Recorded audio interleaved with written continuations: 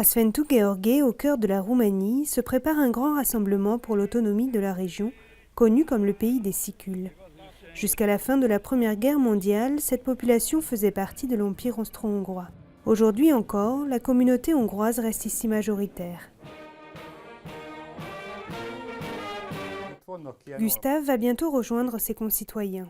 Pour ce professeur d'art, membre du mouvement autonomiste, l'identité sicule est essentielle.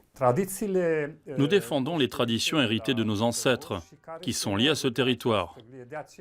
C'est pourquoi ça nous est insupportable d'entendre dans la rue les Roumains crier « Dehors, dehors les Hongrois !» Nous sommes chez nous, désolé. Et Gustave tient à transmettre ces valeurs à ses enfants, qui suivent déjà une scolarité en hongrois. Mais ça ne suffit pas. Si nous renonçons à cette lutte pour l'autonomie, nous risquons de finir par perdre nos droits linguistiques, notre identité et de disparaître.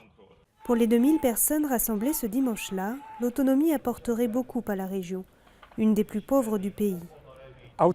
Une autonomie culturelle, une autonomie financière bien sûr, pour que notre argent ne parte pas à Bucarest et qu'on puisse en profiter. Et pourquoi pas une autonomie territoriale?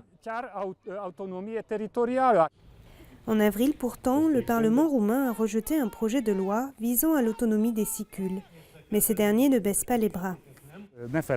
N'oublions pas que dans l'UE, plus de 50 millions de personnes forment des minorités autochtones. Et on a de très bons exemples où l'autonomie fonctionne. Si c'est possible ailleurs et que les lois de l'Union européenne le permettent, pourquoi c'est si difficile d'envisager ce modèle d'autonomie pour le pays des Sicules et en Roumanie? Sauf qu'en Roumanie, ce fief de 670 000 Hongrois forme un îlot entouré de régions où les Roumains sont majoritaires. En Catalogne, par exemple, la situation est différente. Nous avons une communauté qui vit sur son territoire. Mais là, que va-t-il se passer avec les Hongrois des autres régions, de Bihor, de Cluj ou de Brașov, si le pays des Sicules obtient l'autonomie? Ma plus grande crainte est qu'un tel statut exacerbe le nationalisme roumain. Pour atteindre leur rêve, les Sicules devront convaincre les autres Roumains de modifier la Constitution. Un défi très difficile à relever.